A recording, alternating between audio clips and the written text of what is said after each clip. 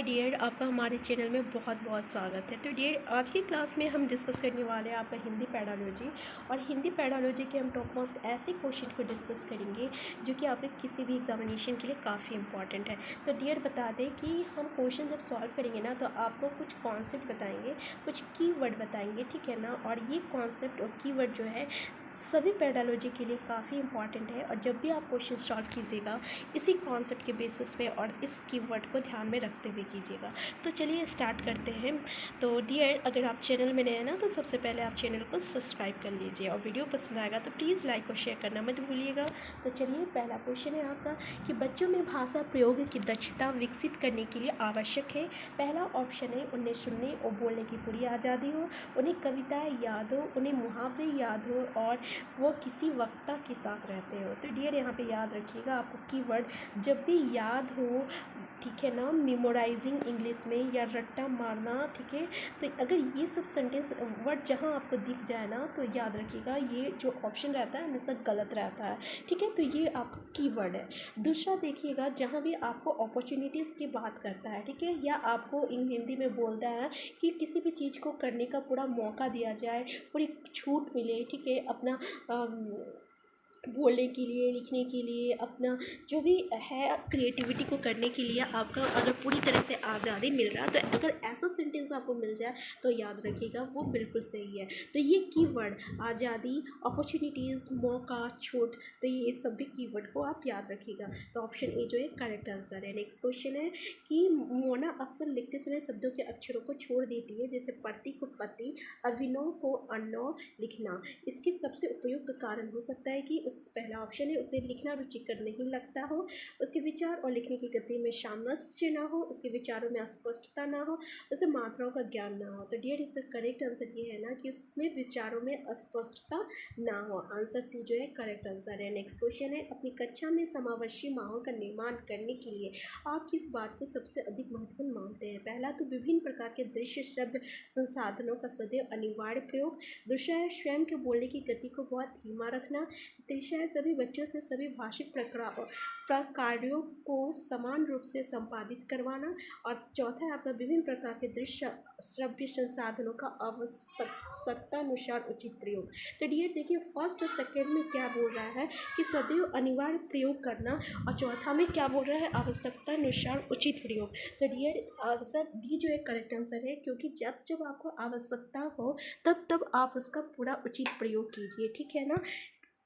तो इसका correct answer D है। नेक्स्ट क्वेश्चन है हिंदी साहित्य के इतिहास के संदर्भ में modern vernacular literature of Hindustan किसने लिखा है।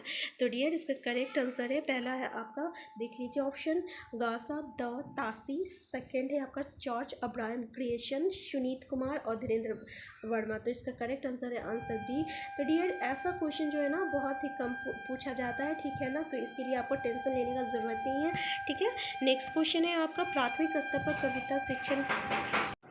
नेक्स्ट क्वेश्चन है आपका प्राथमिक स्तर पर कविता शिक्षण उपयोगी नहीं होगा।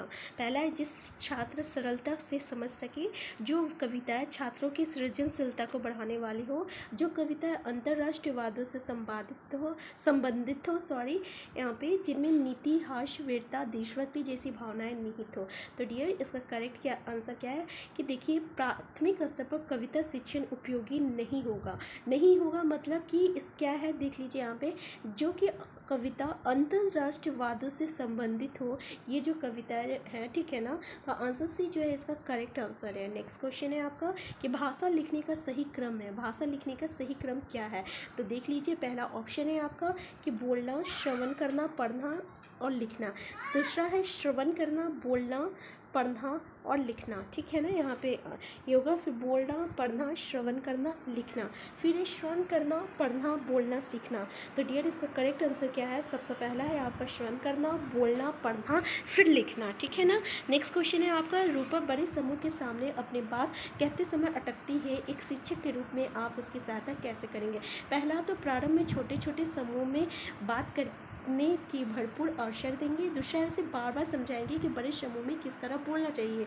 तीसरा है आपको उसमें बलपूर्वक आत्मविश्वास उत्पन्न करेंगे, उसे हमेशा बड़े समूह के सामने बोलने के लिए कहेंगे। तो डियर, अगर किसी को भाषा का प्रॉब्लम हो रहा ना बोलने के लिए प्रॉब्लम, तो डियर किसी को अगर भाषा से संबंधित प्रॉब्लम हो रहा ना तो उसे क्या करना चाहिए कि सबसे पहले तो उसे छोटे छोटे समूह में बात करने की भरपूर अवसर देंगे, ठीक है ना। देखिए जब भी अवसर की बात आता है ना तो वो चीज़ हमेशा सही होता है, ठीक है ना, तो याद रखिएगा। नेक्स्ट क्वेश्चन है आपका कि भाषा शिक्षण के अंतर्गत वर्तनी संबंधित त्रुटियों का निवारण करना होगा। पहला वर्तनी का शुद्ध उच्चारण एवं लेखन अभ्यास करवाकर, त्रुटियों का प्रकार गिनाकर, वर्तनी के बारे में कुछ बातें कर या त्रुटियों की अपेक्षा, ठीक है, उपेक्षा। तो पहला आंसर जो इसका करेक्ट आंसर है कि वर्तनी का शुद्ध उच्चारण एवं लेखन अभ्यास करवाकर। देखिए डियर किसी का भी गलती को हम कभी भी नहीं गिना सकते, ना ही उसे बता सकते। याद रखिएगा जब भी ऐसा क्वेश्चन आएगा ना तो याद रखिएगा वो हमेशा आपका गलत रहेगा। और देखिए कभी भी हम किसी की गलती के बारे में नहीं बताते हैं, ये भी बात याद रखिएगा, ठीक है ना। और त्रुटियों की उपेक्षा, और कभी हम ना ही उसका उपेक्षा करेंगे, ठीक है। तो ये सब बातें, ये सब कीवर्ड जो है आपको याद रखना है। फिर मिलते हैं नेक्स्ट वीडियो में। अगर आप चैनल में नए हैं ना तो सबसे पहले आप चैनल को सब्सक्राइब कर लीजिए, और वीडियो पसंद आएगा तो प्लीज़ लाइक शेयर करना मत भूलिएगा।